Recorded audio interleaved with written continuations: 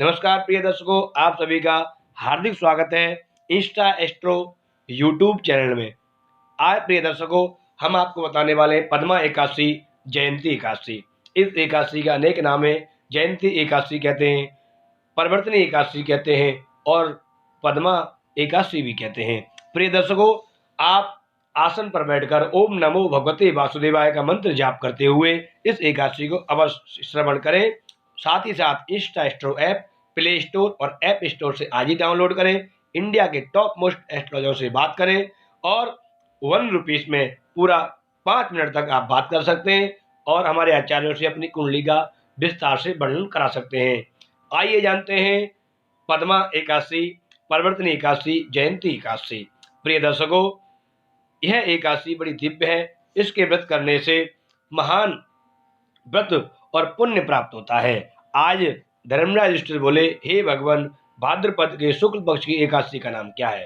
तब भगवान श्री कृष्ण बोले, राजन, भाद्रपद के शुक्ल पक्ष की एकादशी का नाम है जयंती एकादशी। आज भगवान करवट बदलते हैं और इसे परिवर्तनी एकादशी भी कहा जाता है। सब पापों को हरण करने वाली, जीवन में संसार की सभी कामनाओं की पूर्ति कराने वाली दिव्य एकादशी है। इसे पद्मा एकादशी कहते हैं।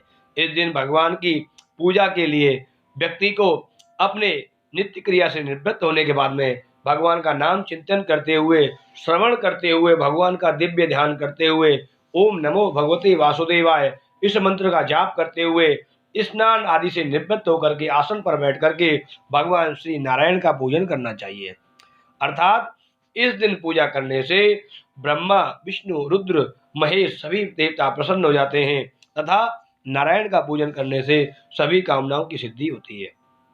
इस एकादशी को श्री भगवान विष्णु करवट बदलते हैं, इसलिए इसे परिवर्तनी एकादशी कहते हैं।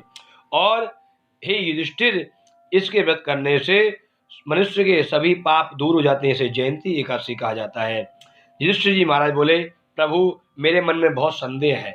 आपने इसे परिवर्तनी एकादशी कहा तो आपने कहा करवट बदलते हैं, तो महाराज करवट का विस्तार से वर्णन कीजिए। किस लिए करवट बदलते हैं और क्यों करवट बदलते हैं? तब भगवान बोले, राजन, बहुत सुंदर बात पूछी है। आज बलि ने गौ, संत और ब्राह्मणों की सेवा से, यज्ञ के प्रताप से त्रिलोकी को जीत लिया। इंद्रादि देवता भटकने लगे। चारों तरफ इंद्र, वरुण, मरुद और जितने भी देवता हैं, चंद्र, सूर्य, सब भटक रहे हैं।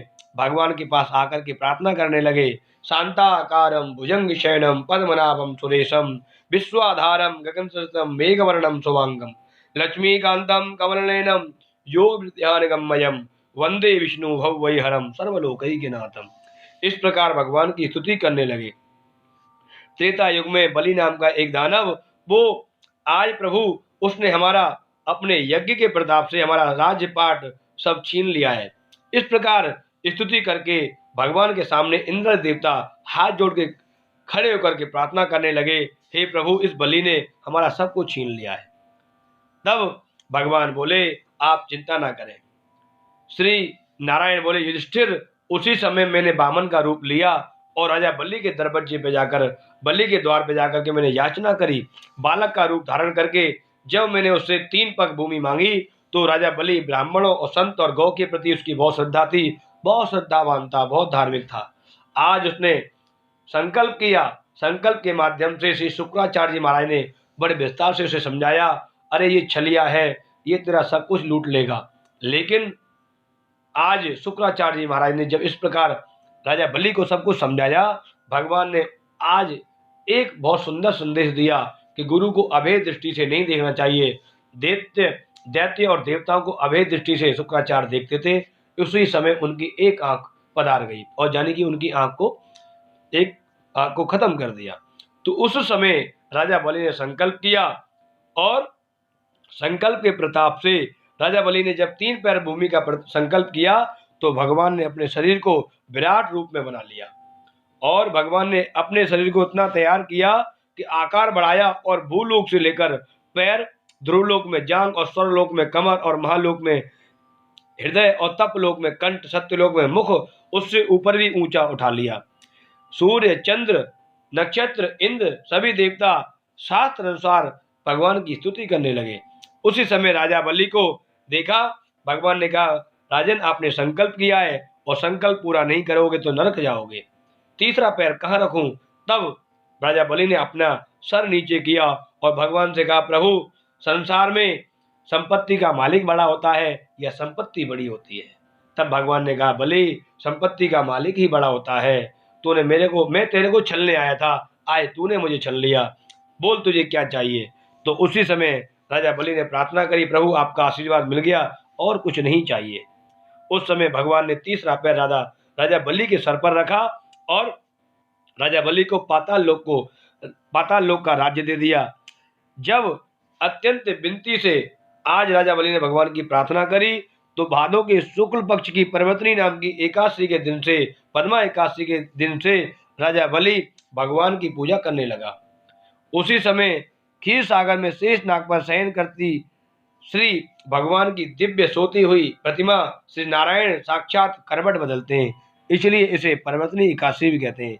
आज के दिन चावल दही सहित अधिक से अधिक द्वादशी के दिन चावल दही आदि आपको दान करना चाहिए। रात्रि में जागरण करना चाहिए और भगवान का नाम चिंतन करते हुए अपने सभी कामनाओं की सिद्धि के लिए स्वर्ग तथा दुर्लभ व्रत पारायण करना चाहिए। जो मनुष्य इस व्रत को करता है उसके सभी पाप नष्ट हो जाते हैं, इसलिए इसे परवर्तनी एकादशी भी कहते हैं। इसके व्रत करने से वाजपेयी यज्ञ का फल प्राप्त होता है।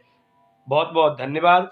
आप सभी दर्शक एकादशी माता के नाम लेते हुए सभी 26 एकादशियों के आप नाम उच्चारण करेंगे और फिर आपसे निवेदन है, भगवान का द्वादशाक्षर मंत्र ओम नमो भगवते वासुदेवाय, इस मंत्र का जाप करें।